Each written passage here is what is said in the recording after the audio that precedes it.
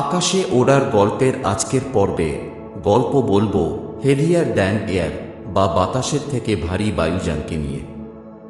বাতাসের থেকে ভারী বায়ুযান বলতে এমন উড়ন্ত যানবাহনকে বোঝানো হয় যেগুলির উড়ানের জন্য উত্তোলন শক্তির প্রয়োজন হয়, কারণ এদের ওজন বাতাসের তুলনায় বেশি হয়। এরা সাধারণত ডানার মাধ্যমে চলন্ত বাতাস থেকে উত্তোলন শক্তি পায়। চালনা ও উড়ানের জন্য এদের ইঞ্জিন বা অন্য শক্তি উৎস প্রয়োজন হয়, কারণ এরা প্রাকৃতিকভাবে বাতাসে ভেসে থাকতে পারে না। বাতাসের থেকে ভারী বায়ুযানের প্রথম উল্লেখ পাওয়া যায় সপ্তদশ শতাব্দীতে। অটোমান বা উসমানী অন্বেষক এভলিয়া চেলেবি রিপোর্ট করেছিলেন যে ১৬৩৩ সালে উসমানীয় বিজ্ঞানী ও প্রকৌশলী লাগারি হাসান চেলেবি সারায়বার্নু থেকে একটি ৭ ডানার রকেটে করে ৫০ অক্কা বা ১৪০ পাউন্ড গান পাউডার ব্যবহার করে আকাশে উড়ান করেছিলেন। বলা হয় এই উড়ানটি সুলতান চতুর্থ মুরাদের কন্যা জন্মগ্রহণের সময় সম্পন্ন হয়েছিল। এভলিয়া চেলেবির লেখায় উল্লেখ আছে, উড়ানের আগে লাগারি তার উড়ন্ত যন্ত্রের সামনে দাঁড়িয়ে ঘোষণা করেন, হে আমার সুলতান, আশীর্বাদ প্রাপ্ত হন, আমি যিশুর সঙ্গে কথা বলতে যাচ্ছি। রকেটে চড়ে উপরের দিকে উঠে তিনি সাগরে অবতরণ করেন এবং সাঁতরে তীরে এসে হেসে বলেন, হে আমার সুলতান, যিশু আপনার প্রতি শুভেচ্ছা পাঠিয়েছেন। এরপর সুলতান তাকে রূপার পুরস্কার এবং উসমানীয় সেনাবাহিনীতে সেপাই পদে উন্নীত করেন। এভলিয়া চেলেবি আরও লিখেছেন যে লাগারির ভাই হেজারফেন আহমেদ চেলেবি ১ বছর আগে একটি গ্লাইডার ব্যবহার করে ওড়ার চেষ্টা করেছিলেন। ইতালীয় উদ্ভাবক টিটো লিভিও বুরাত্তিনি ১৬৪৭ সালে ৪টি স্থির গ্লাইডার ডানাযুক্ত একটি বিমানের মডেল তৈরি করেন। ৪ জোড়া ডানা একটি জটিল ড্রাগনের সাথে যুক্ত, এভাবে এটিকে বর্ণনা করা হয়েছে। বলা হয় যে ১৬৪৮ সালে এই যন্ত্রটি একটি বিড়ালকে সফলভাবে উড়িয়ে নিয়ে যেতে পেরেছিল, কিন্তু বুরাত্তিনি নিজে এতে উঠতে পারেননি। তাঁর এই ড্রাগন ভোলাকে ১৯০০ শতকের পূর্বে নির্মিত সবচেয়ে জটিল এবং উন্নত বিমান হিসেবে বিবেচনা করা হয়। বিমানের উপর প্রথম প্রকাশিত প্রবন্ধটি ছিল ইমানুয়েল সুইডেনবার্গের লেখা sketch of a machine for flying in the air, যা ১৭১৬ সালে প্রকাশিত হয়। এতে বর্ণিত যন্ত্রটি একটি হালকা কাঠামোর উপর মজবুত কাপড় টেনে দিয়ে এবং ২টি বড় বৈঠা বা ডানা সংযুক্ত করে তৈরি করা হয়েছিল। যন্ত্রটি এমনভাবে চলত যাতে উপরের দিকে উঠলে কোনো বাধা না পায় এবং নিচের দিকে নামার সময় উত্তোলনকারী শক্তি তৈরি হয়। সুইডেনবার্গ জানতেন এই যন্ত্রটি উড়বে না, তবে তিনি এটিকে একটি সূচনা হিসেবে প্রস্তাব করেছিলেন এবং তিনি আত্মবিশ্বাসী ছিলেন যে ভবিষ্যতে এই সমস্যার সমাধান হবে। ১৭৯৩ সালের ১৬ই মে স্পেনীয় উদ্ভাবক দিয়েগো মারিন আগুইলেরা একটি উড়ন্ত যন্ত্রে চড়ে ৩০০ থেকে ৪০০ মিটার উড়েছিলেন এবং কাস্টিলের করুনা দেল কন্দেতে অবস্থিত আরান্দিয়া নদী পার হয়েছিলেন। ১৮০১ সালে ফরাসি কর্মকর্তা আন্দ্রে গিওম রেনিয়ে দ্য গুই আঙ্গুলেম শহরের প্রাচীরের উপর থেকে শুরু করে প্রায় ৩০০ মিটার গ্লাইড করেন এবং অবতরণের সময় তার একটি পা ভেঙে যায়। ১৮০০ শতাব্দীর শেষ দিকে ব্রিটিশ প্রকৌশলী, উদ্ভাবক এবং উডানবিদ স্যার জর্জ কেলির হাত ধরে আধুনিক বিমানের সূচনা হয়। তিনি উড়ানের পদার্থবিজ্ঞানের উপর প্রথম কঠোর বৈজ্ঞানিক গবেষণা শুরু করেন এবং পরে প্রথম আধুনিক বাতাসের থেকে ভারী উড়ন্ত যন্ত্রের নকশা তৈরি করেন। ১৭৯৯ সালে তিনি আধুনিক বিমানের ধারণা উপস্থাপন করেন।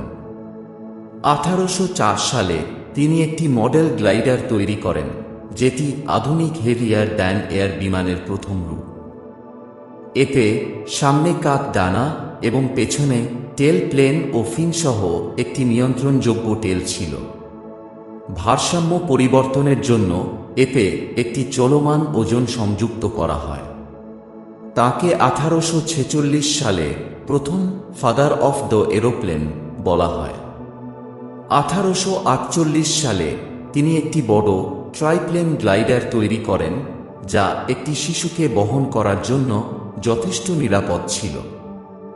এক স্থানীয় বালক এতে চড়েছিল, তবে তার নাম অজানা। 1852 সালে তিনি পূর্ণ আকারের বেলুন থেকে ছাড়া যায় এমন এক গভর্নেবল প্যারাসুটের নকশা প্রকাশ করেন। এরপর তিনি একটি সংস্করণ তৈরি করেন যা পাহাড়ের উপর থেকে উড়ে যেতে সক্ষম ছিল, এবং 1853 সালে এটি প্রথমবার একজন প্রাপ্তবয়স্ক মানুষকে ব্রম্পটন ডেলের ওপর দিয়ে উড়িয়ে নিয়ে যায়। জর্জ কেলির কাছ থেকে সরাসরি অনুপ্রাণিত হয়ে 1842 সালে ব্রিটিশ প্রকৌশলী এবং উদ্ভাবক উইলিয়াম স্যামুয়েল হেনসনের এরিয়াল স্টিম ক্যারেজের নকশা এক নতুন দিগন্ত উন্মোচন করে। এটি ইতিহাসে প্রথম প্রোপেলারে চালিত স্থিরডানা উড়োজাহাজের পরিকল্পনা ছিল। 1848 সালে ব্রিটিশ উদ্ভাবক জন স্ট্রিংফেলো একটি পরিত্যক্ত লেস ফ্যাক্টরিতে 10 ফুট ডানার বিস্তারযুক্ত একটি স্টিম চালিত মনোপ্লেন তৈরি করেন। প্রথম প্রচেষ্টায় 2টি বিপরীতমুখী ঘূর্ণনকারী প্রোপেলার সহ ইনডোর পরীক্ষায় যন্ত্রটি 10 ফুট উড়লেও অস্থির হয়ে ভেঙে পড়ে। দ্বিতীয় প্রচেষ্টায় গাইড ওয়্যার ছেড়ে যন্ত্রটি সোজা পথে প্রায় 27 মিটার বিদ্যুৎ চালিতভাবে উড়ে যায়। 1856 সালে জামারি লু ব্রি লালবাত্রোস আর্টিফিশিয়াল বা কৃত্রিম সামুদ্রিক পাখি নামক গ্লাইডার ঘোড়ার সাহায্যে টেনে চালিয়ে মূল স্থান থেকে উচ্চতর উড়ান করেন, যা ছিল এক নতুন মাইলফলক। তিনি প্রায় 200 মিটার পথ অতিক্রম করে 100 মিটার উচ্চতা অর্জন করেন। ব্রিটিশ নৌপ্রকৌশলী এবং উদ্ভাবক ফ্রান্সিস হারবার্ট ওয়েনহ্যাম পরীক্ষার জন্য 1858 সাল থেকে অনেকগুলো গ্লাইডার তৈরি করেন, মানব ও অমানব চালিত। তিনি বোঝেন দীর্ঘ ও সরু ডানার উত্তোলন বেশি। আজ আমরা এটিকে ডানার অ্যাসপেক্ট রেশিও বলি। 19 শতাব্দীর শেষ ভাগে Matthew Piers Watt Boulton lateral flight control নিয়ে কাজ করেন এবং 1868 সালে অ্যালেরন ব্যবহারের প্রথম পেটেন্ট করেন। অ্যালেরন বিমানের রোলিং নিয়ন্ত্রণের জন্য ব্যবহৃত হয়, যার ফলে উড়ন্ত অবস্থায় বিমান তার গতিপথ পরিবর্তন করতে পারে। 1871 সালে ওয়েনহ্যাম প্রথম ফ্যানচালিত উইন্ড টানেল তৈরি করেন, যাতে একটি স্টিম ইঞ্জিন 12 ফুট লম্বা টানেলের মধ্য দিয়ে মডেলের উপর বাতাস প্রবাহিত করত। এই সালেই ফরাসি উদ্ভাবক আলফোঁস পেনো তৈরি করেন প্ল্যানোফোর, যা প্রায় 130 ফুট দূরত্বে উড়েছিল। এটি ইতিহাসের প্রথম এমন একটি বিমান মডেল যার ডানা ছিল স্থির এবং যা নিজের ভারসাম্য বজায় রেখে উঠতে পারত। ফরাসি উদ্ভাবক ফেলিক্স দু ট্যাপল 1874 সালে একটি টেলপ্লেন ও ভেতরে ভাঁজ করে ফেলা যায় এমন ল্যান্ডিং গিয়ার বা অবতরণ যন্ত্রাংশ সহ মনোপ্লেনে একটি ছোট দূরত্ব ভ্রমণ করতে সক্ষম হন। এটি ছিল ইতিহাসের প্রথম সফল ইঞ্জিন চালিত নিম্নগামী উড়ান। 1879 সালে ভিক্টর তাতা একটি মডেল তৈরি করেন যা কম্প্রেসড এয়ারে চলত। এটি পেনোর মতোই মনোপ্লেন ছিল, কিন্তু ছিল আলাদা হরাইজন্টাল টেল। এটি প্রথম মডেল যা নিজের শক্তির সাহায্যে বাঁধা অবস্থায় নিজে থেকে উড্ডয়ন করতে সক্ষম হয়েছিল। 1890 সালে ক্লেমা আদের নির্মিত এওল ছিল একটি স্টিম চালিত প্রাথমিক বিমান যা স্বল্প সময়ের জন্য মাটি থেকে উঠতে সক্ষম হয়েছিল। তার 1897 সালের অ্যাভিয়ন 3 2টি স্টিম ইঞ্জিন সহ তৈরি হলেও এটি উঠতে ব্যর্থ হয়। মার্কিন প্রকৌশলী হিরাম ম্যাক্সিম তৈরি করেন একটি বৃহৎ বিমান যার ডানার বিস্তার ছিল 105 ফুট। এটিকে পরীক্ষামূলকভাবে রেল লাইনের উপর বাঁধা অবস্থায় চালানো হতো। 1894 সালে তৃতীয় রানে এটি প্রায় 200 গজ দূরত্বে উড়ে মাটিতে পড়ে ক্ষতিগ্রস্ত হয়। পরে এটি মেরামত করা হলেও ম্যাক্সিম তার পরীক্ষা বন্ধ করে দেন। 1879 সালে ফরাসি উদ্ভাবক বায়ো অপর এক সহায়ক মেসিয়ার সহায়তায় একটি পাখির মতো দেখতে গ্লাইডার তৈরি করেন এবং স্বল্প সময়ের জন্য তাতে উড়েছিলেন। এটি এখনও ফ্রান্সের মুজে দ্য লেয়ারে সংরক্ষিত আছে। উড্ডয়ন ইতিহাসের এক মহান পথপ্রদর্শক ছিলেন জার্মানির অটো লিলিয়েনথাল। তিনি 1889 সালে লেখেন bird flight as the basis of aviation নামের একটি গ্রন্থ, যা উড়ানের ইতিহাসে একটি মাইলফলক হিসেবে বিবেচিত।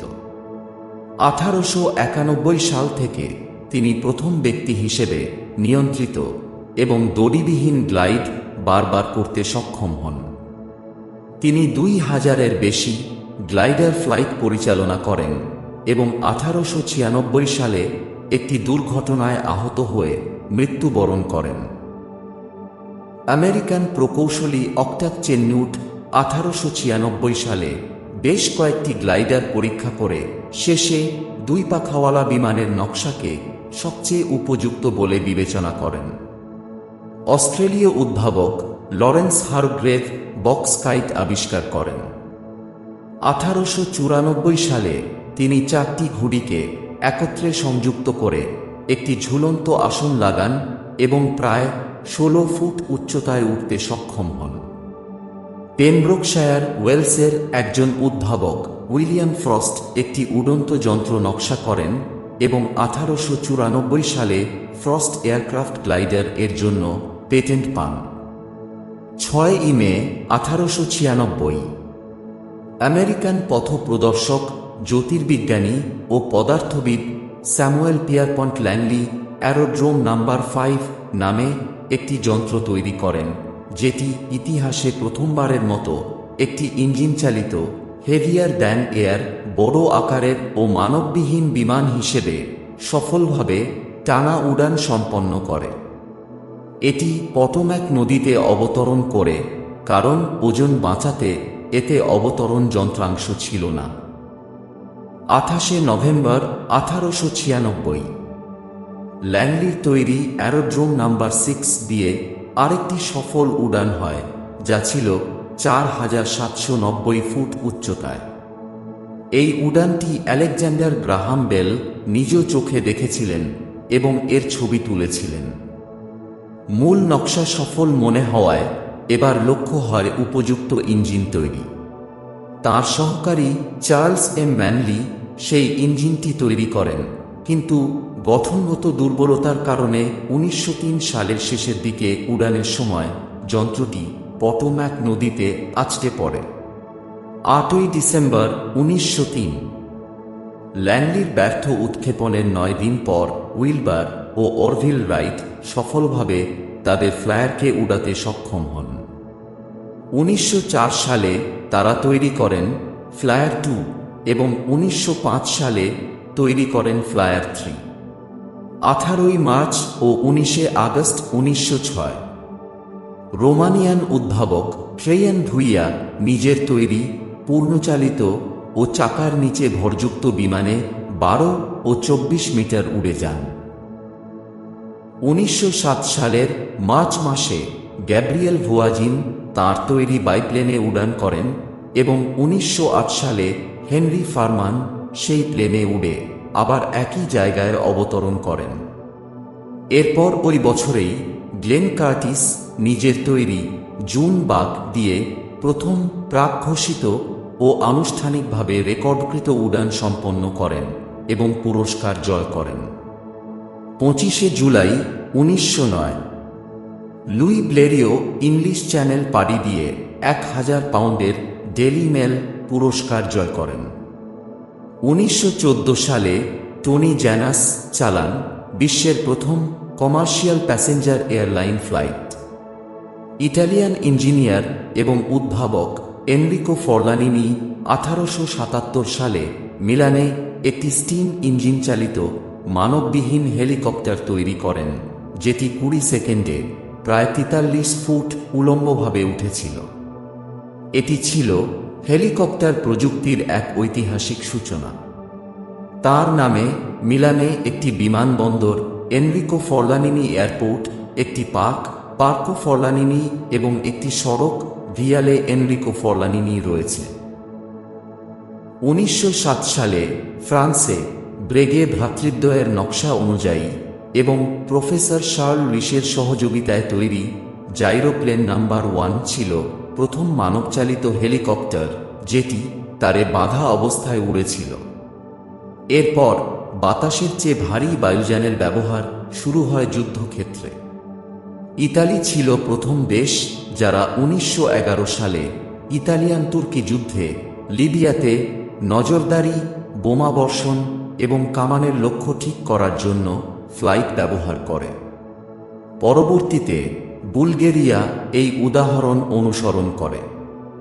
1912 সালের প্রথম বলকান যুদ্ধে তারা বিমান ব্যবহার করে অটোমান বাহিনীর অবস্থানে আক্রমণ ও নজরদারি চালায়।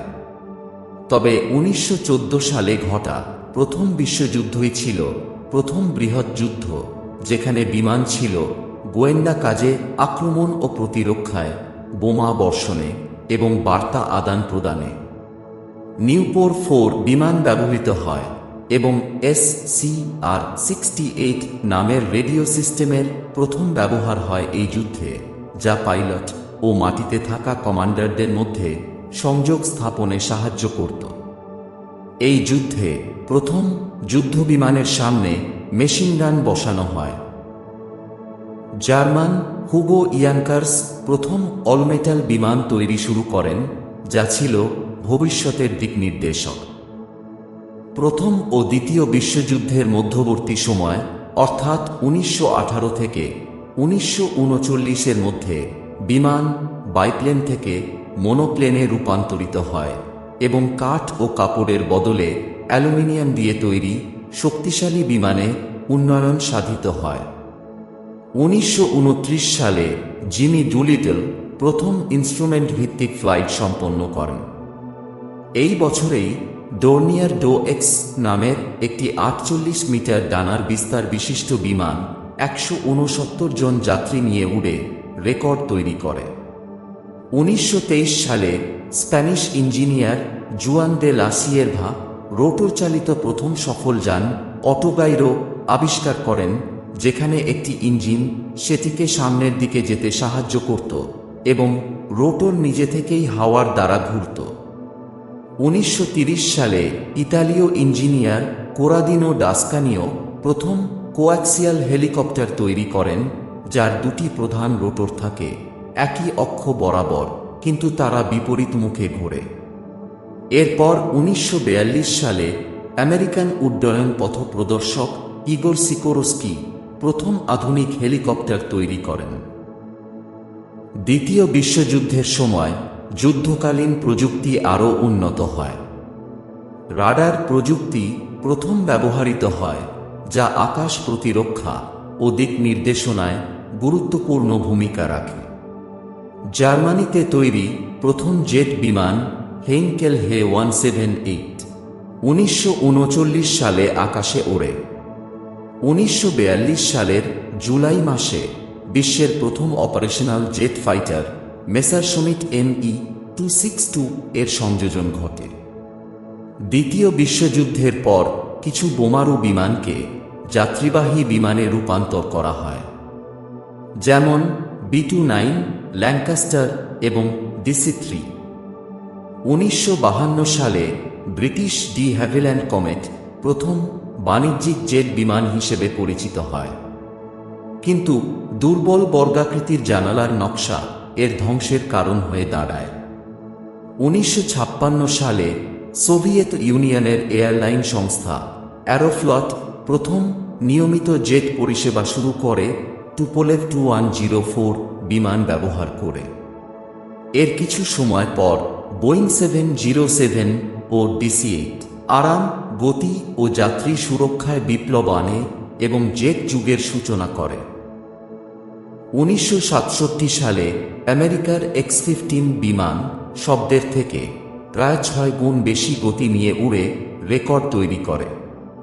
1969 সালে ব্রিটেনে তৈরি হ্যারিয়ার জাম্প জেট ছিল প্রথম যুদ্ধবিমান যা ভার্টিক্যাল টেক অফ ও ল্যান্ডিংয়ে সক্ষম। সেই বছরেই বোয়িং 747-এর আগমন ঘটে, যা প্রায় 400-র বেশি যাত্রী বহনে সক্ষম ছিল। এটি ছিল ওই সময়ের বৃহত্তম যাত্রীবাহী বিমান। 1975 সালে সোভিয়েত ইউনিয়নের সংস্থা অ্যারোফ্লট T-144 বিমান উড়ান শুরু করে, যা ছিল বিশ্বের প্রথম উড়ন্ত সুপারসনিক যাত্রীবাহী বিমান। 1979 সালে আমেরিকায় তৈরি গসামার অ্যালবাট্রস ছিল প্রথম শুধুমাত্র মানব শক্তিতে চালিত বিমান যা ইংলিশ চ্যানেল পাড়ি দেয়। এটি ছিল মানবচালিত বিমানের ঐতিহাসিক মাইলফলক। 1980 সালের পর থেকে উড্ডয়ন প্রযুক্তিতে ডিজিটাল বিপ্লব শুরু হয়। 1986 সালে আমেরিকার ডিক রুটান ও জিনা ইয়েগার ক্যালিফোর্নিয়ার এডওয়ার্ডস এয়ারফোর্স বেস থেকে রুটান ভয়েজার বিমানে উড্ডয়ন করে 9 দিন 3 মিনিট এবং 44 সেকেন্ডে বিশ্বকে একটানা ঘুরে আসেন, কোনো রিফুয়েল বা অবতরণ ছাড়াই। এই যাত্রায় তারা 40,212 কিমি পথ অতিক্রম করেন। এই যুগে বিমান নিয়ন্ত্রণে ডিজিটাল কম্পিউটার নির্ভর ফ্লাই বাই ওয়ার সিস্টেম ব্যবহৃত হয়, যার সুবিধা জ্বালানি সাশ্রয় এবং উচ্চ ম্যানুভারেবিলিটি। প্রথমে এই প্রযুক্তি F-16 ফাইটিং ফ্যালকনের মতো যুদ্ধবিমানে ব্যবহৃত হলেও বর্তমানে বোয়িং ও এয়ারবাসের মতো বাণিজ্যিক বিমানেও এটি ব্যবহৃত হয়। 21শো শতাব্দীর শুরুতে ব্যয়বহুল রক্ষণাবেক্ষণ, উচ্চ শব্দ দূষণ এবং নিরাপত্তা ও অর্থনৈতিক ঝুঁকির কারণে সনিক গতিতে যাত্রী পরিবহন বন্ধ হয়ে যায়। শুরু হয় ড্রোন এবং মানববিহীন আকাশযান বা ইউএভি এর আগমন। 2001 সালে গ্লোবাল হক ড্রোন একটানা 23 ঘন্টা 23 মিনিটে যুক্তরাষ্ট্র থেকে অস্ট্রেলিয়া উড়ে যায়। 2003 সালে সম্পূর্ণ কম্পিউটার নিয়ন্ত্রিত ইউএভি আটলান্টিক মহাসাগর পার হয়। 2015 সালে আঁদ্রে বোর্শবার্গ এবং বের্ট্রো পিকার্ড সৌরশক্তিচালিত বিমান সোলার ইম্পালস 2-তে জাপানের নাগোয়া থেকে হাওয়াইয়ের হোনোলুলু পর্যন্ত 7,211 কিমি রেকর্ড দূরত্ব অতিক্রম করেন।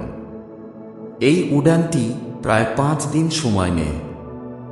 রাতের বেলায় বিমানটি অর্জিত ব্যাটারি শক্তি ও দিনের বেলা সৌরশক্তি ব্যবহার করে চলেছিল। 10 জুন 2020 সালে স্লোভেনিয়ার হালকা বিমান পিপিস্ট্রেল ভেলিস ইলেকট্রো ইউরোপীয় ইউনিয়নের অ্যাভিয়েশন সেফটি এজেন্সি থেকে টাইপ সার্টিফিকেট পাওয়া প্রথম বিদ্যুৎচালিত বিমান হয়ে ওঠে। 21শো শতকের শুরুতে প্রথম পঞ্চম প্রজন্মের সামরিক যুদ্ধবিমান তৈরি হয়, যার সূচনা হয় F-22 রাপ্টর দিয়ে।